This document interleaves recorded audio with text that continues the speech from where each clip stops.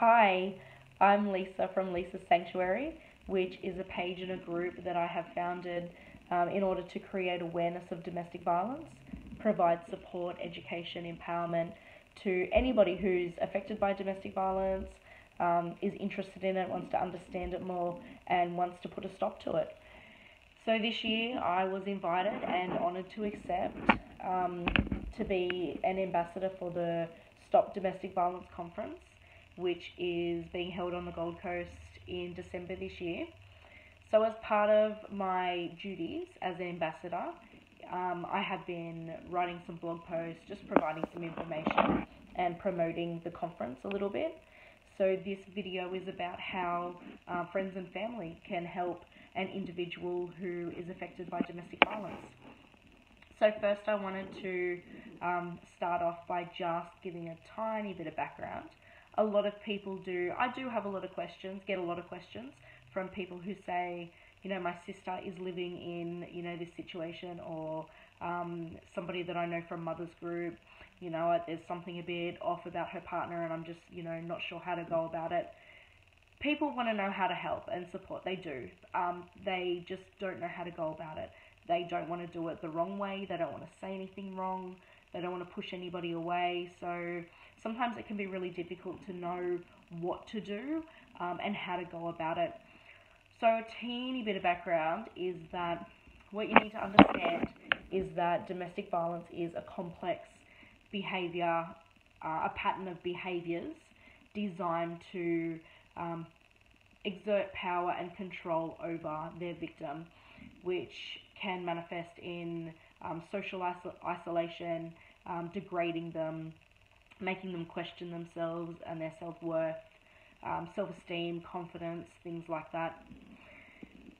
Also, what's important to know is that for everybody who's ever said, why doesn't she just leave, or I would have left, at the first sign of, often we don't see those first signs because they don't jump out at us. They're not big waving red flags that say, look at me, I'm a red flag, stay away. Often what happens is you meet somebody, might go on a few dates, you might begin a relationship. It is not straight away, or even usually within the first few months, that your choice of clothing might be questioned, or your choice of friends, or your partner might make comments about, oh, you're going to see that person again. We don't meet abusers in all their abusive glory. That's something that creeps up on us over time, and it's something that we are not usually just made aware of right from the start. So it's something that creeps up on us, it really is. And to begin with, you can explain it away, oh, he's having a really stressful time at work. And I don't mean to exclude women as being abusers, because they definitely are. But I just talk about my personal experience being a female victim of a male abuser. So we make, we try and explain things away, like, oh, he's having a really, stressful time at work, or, work's really pushing him, or the kids are, playing up, or, things are really stressful with little kids at the moment. His family are having some issues, he's had a fight with his brother, etc., etc. So we explain away those little angry outbursts, or, the swearing here and there, or just something that where he'll get angry and frustrated.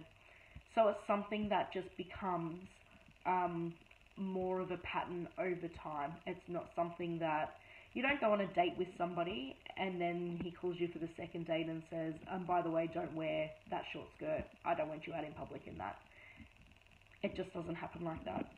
I have, heard from women who have been physically abused physically assaulted for the first time the day after they got married.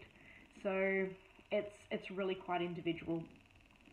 So that's what you need to understand first when you're trying to help somebody who is living or is affected by domestic violence. The most important thing to remember is it's ultimately her choice.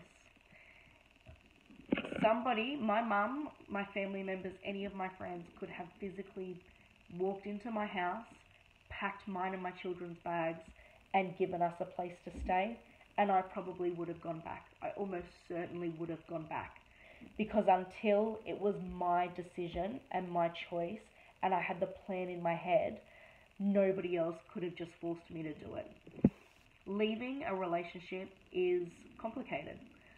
It's not just about me packing a bag and walking out of the door.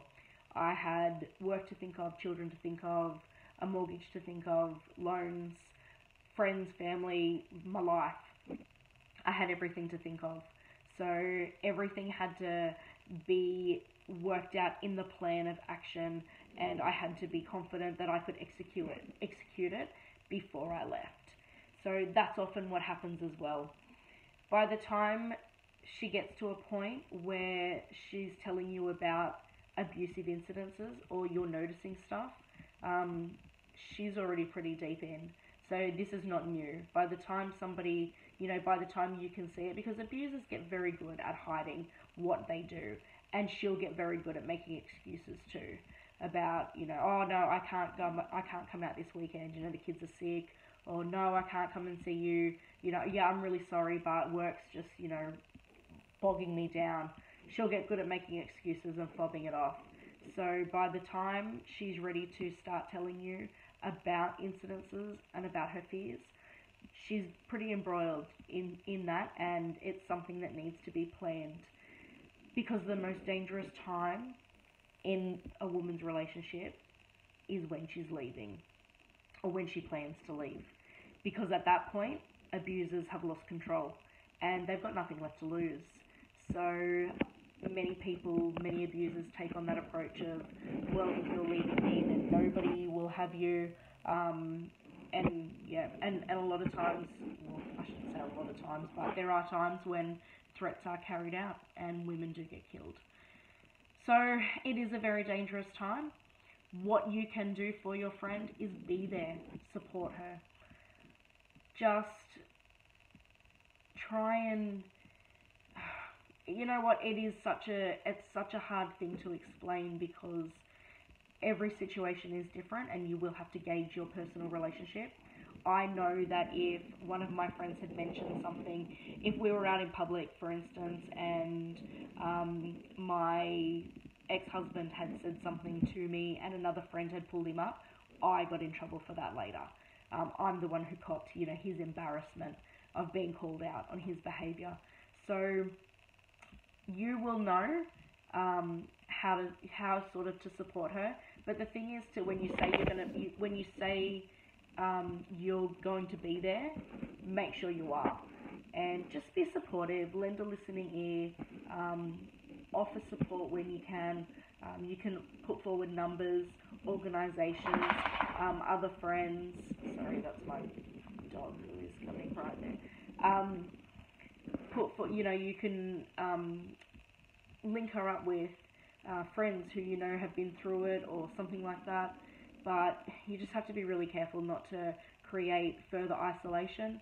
If he gets wind that you're supporting her, excuse me, and that she may be planning to leave, he will isolate her further, and he will start isolating her from you.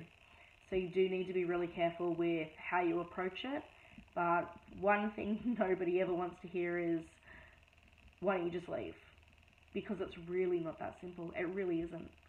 And you telling her that you would have left in the same situation isn't helpful either. By telling her that she should do this and should do that, you take away her choice. And ultimately it needs to be her choice, because if it's her choice, she will be more likely to stick to it than if she's just forced, because confidence comes into play, the plan of, what happens with children and things like that come into play as well. It's really complicated. But the bottom line is, try and understand what DV is and how it affects individuals, about social isolation and how victims are, worn down and made to feel, and then just be supportive, be there. Just be there, be the listening ear, without saying anything negative about him, because that may push her away further. But I feel like it's something that's everyone's business. If you educate yourself on the signs and what it's all about, you're more likely to spot it, and you'll be more likely to help somebody who needs it in the future. So that's just a little bit about it. That's obviously just a very surface ramble about how you can help anybody affected by DV. Educate yourself on the organisations in your area, Mission Australia, YWCA, the Smith family. You know, there are a lot of organisations that have a DV arm, you know, DV liaison officers and things like that. So make sure you know who your organisations are around your local area in case anybody needs to know. 1-800-RESPECT. You can call as well. There's some domestic violence hotlines that you can ring for support, and just try and do what you can, because if you've got good intentions, that's going to be the basis for whatever support you can offer. And give lots of love.